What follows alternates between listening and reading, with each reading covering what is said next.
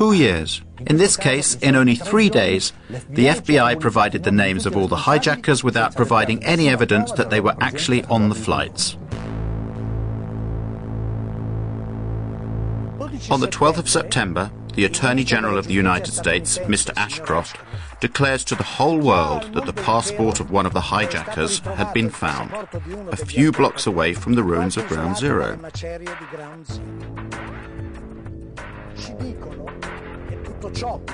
Even though they had said that everything inside the towers had been burnt up or had been reduced to a fine dust. So, the steel was molten, but paper survived?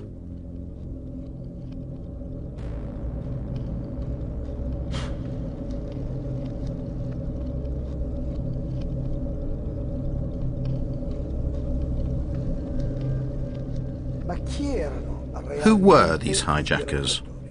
The official story states that 15 out of the 19 came from Saudi Arabia, that they were trained in Afghanistan, and that they were Islamic fundamentalists, fanatical Muslims. Al-Qaeda is supposed to be a Salafist network, and Salafism is a very, very Puritan strain of Islam that suggests that we need to follow very closely, to the letter, the activities of the Prophet Muhammad. So, were these people Islamic fundamentalists? The evidence would suggest no. Muhammad Atta was basically not an Islamic fundamentalist. But there was always drinking, always drinking. If it wasn't wine, it was beer or liquor or whatever. There was always drinking, always. And they had massive supplies of cocaine. Muhammad and all these people that he was with, they were drunk and stoned out of their freaking minds.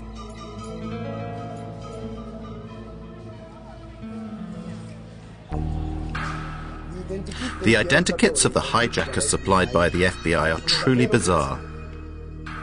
Each identikit corresponds to a number of persons. These persons are very different. They have different attitudes and different biographies. They live in different places, sometimes at the same moment. When you speak of Muhammad Atta, what Muhammad Atta? Is it the Muhammad Atta who was in Hamburg, Germany, being run by German intelligence? Is it that Muhammad Atta? Is it the Muhammad Atta who appears in Venice, Florida, which is a major locus for the National Security Agency, who's supposedly training at a little flight school for a little single and dual engine Cessna aircraft, and who's rooming with a man named Charlie Voss, who was a CIA pilot who ran guns into Nicaragua and cocaine out for the Central Intelligence Agency? Is it that Muhammad Atta? Is it the Muhammad Atta who spoke to his father on the 12th of September, as Newsweek reported, in an interview with his father in Cairo? Is it that Muhammad Atta? Is it the Muhammad Atta who appears in a bar called Shuckham's Bar in Hollywood, Florida, doing lines of cocaine and drunk on Stolichnaya vodka, and who, when asked to pay his bill, says, "I work for United States Airlines. You think I can't pay my bill?" And then he says, "Fuck God." This is not the behavior of an Islamic fanatic who is about to commit a suicide martyrdom operation. Prima che l'Atta che risiede ad Amburgo in Germania. According to the official version, before Atta, who lived in Hamburg, Germany, moved to the United States, his American namesake was visiting an office of the Department of Agriculture, where he spoke to an employee to request a loan of $650,000. With this loan, he wanted to rent a small aeroplane and attach a large tank of chemicals to it. Upon the refusal of the woman to give him the loan, he began to threaten her, saying he would cut her throat. Then he told her he was an American Airlines pilot. He threw a bundle of banknotes onto the desk and asked for information about the security systems of the Twin Towers. He even tried to buy a poster of the Pentagon that was on the wall of the office. And then he finally went away. Well now, is this the typical behaviour of a member of a secret sleeper cell? Isn't it more like the behaviour of someone who is trying to be remembered? This is not the behaviour of an Islamic fanatic who is about to commit suicide. The official version states that Al-Omari and Atta leave Florida heading for Boston. This is according to plan, since that is where the two aeroplanes due to be hijacked will depart. But they don't stop when they get to Boston, they continue to Maine. It is the afternoon of September the 10th. The next day will be the most important day in the two men's lives, a day on which they cannot make any mistakes. But what do? They go on a trip to Portland. They spend the night there and they attract attention to themselves with their noisy revelry. They also pay with credit cards in their names. They do everything they can to leave traces of their presence there. Next morning at 6 a.m, they fly from Maine to Boston. The plane that they are going to hijack takes off only half an hour after their flight lands. This is a very tight time window, potentially putting the whole plan in jeopardy. The circumstances surrounding the departure from Portland to Boston is very important, both in terms of the investigation and in shaping public opinion. It is there that the airport's CCTV cameras record the video in which we see the faces of Atta and Al-Omari. This video has been shown hundreds of times on television as evidence of the two terrorists boarding the aeroplane they are about to hijack.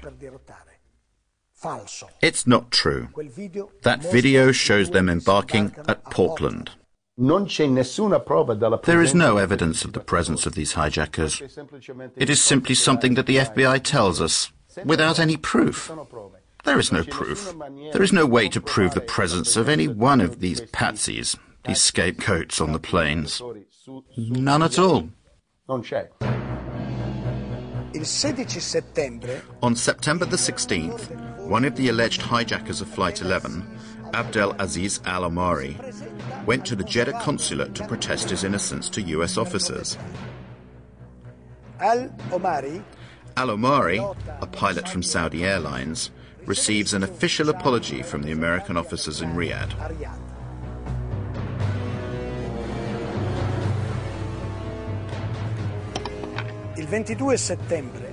Then, on the 22nd of September, Walid al-Shahiri announces he is still alive.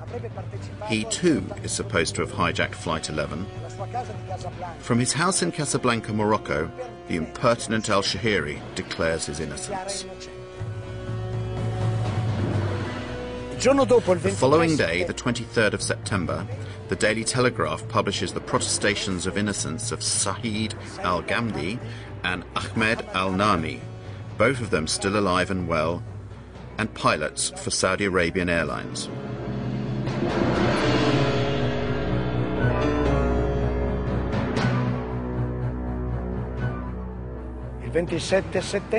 On the 27th of September, CBS tracks down Salem al-Hazbi. According to the FBI, he was dead after Flight 77 crashed into the Pentagon. But curiously, he persists in hanging around alive in Saudi Arabia, where he works in an oil refinery.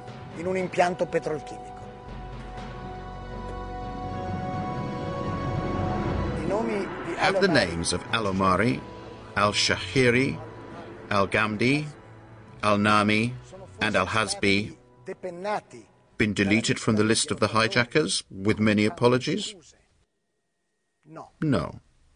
6 years later, These 19 people are accused as being the sole perpetrators of the terror attack.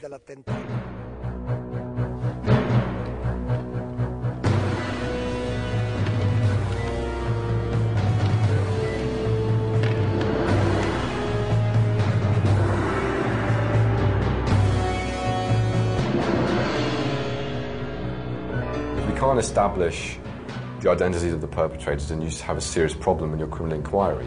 Raising this question is not about raising conspiracy theory. It's really just about criticizing the absolutely ridiculous nature of the criminal inquiry and the fact that they have no idea who carried out these attacks. Then the fundamental question in a criminal inquiry is who did it?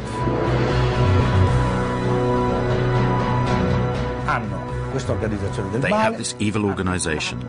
They have the leader of this evil organization, bin Laden. They have a secret network in the caves of Afghanistan. It could be the screenplay of a James Bond movie. The first bin Laden videotape that was leaked and that was used by the media to suggest that Osama bin Laden has claimed responsibility. This was a very problematic videotape. There was an analysis that found that it was completely fraudulent. There were a number of issues. There were basic issues such as, for example, Osama bin Laden was wearing a gold ring. Now, in Islamic fiqh, Islamic law, a man is not allowed to wear gold. So why is the head of one of the most militant Salafist movements wearing a gold ring? It doesn't make sense. The video in question, that was found in Afghanistan in very doubtful circumstances by American soldiers in a house that was supposed to have been abandoned by Al-Qaeda, has been questioned for various reasons. For example, a German TV network gave an alternative translation. It is completely different from the one given by the American investigators.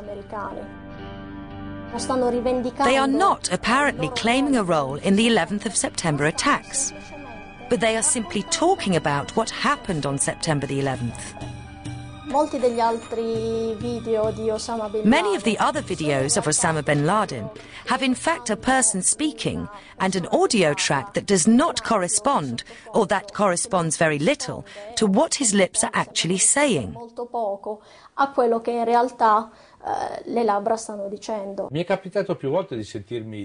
People often ask me, how can you doubt the official version if Osama bin Laden himself appeared several times on television to say, I did it?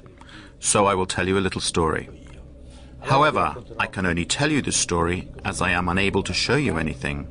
We cannot show the images we do have because the owners of this material refuse permission for you to see them. In the summer of 2005, the Commission of the European Parliament for Security and Defence, of which I am a member, was invited to a special screening created by the Washington Center for Strategic Studies. We were asked to watch a film which depicted what would happen in Europe if Brussels was hit by a nuclear bomb.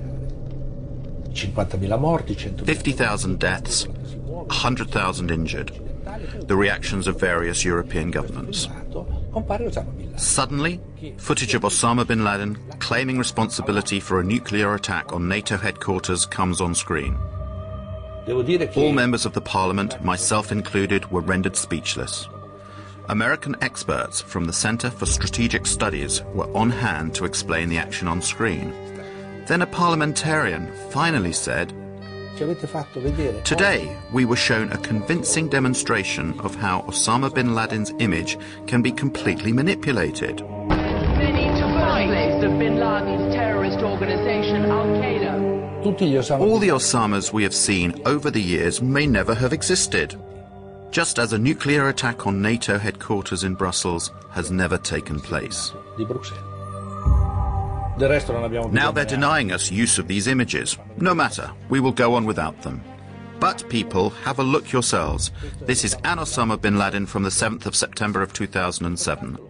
Compare him with the other Osamas we have seen in the last few years. Do you believe it is possible that he is getting younger over time? Do you believe it is possible that his beard is darker than before? Do you believe it possible that his nose has grown? We don't need analysis. A child can understand that they are two different people, but these people are being introduced to us as if they were the same person. And this story has been told to us now for over 6 years.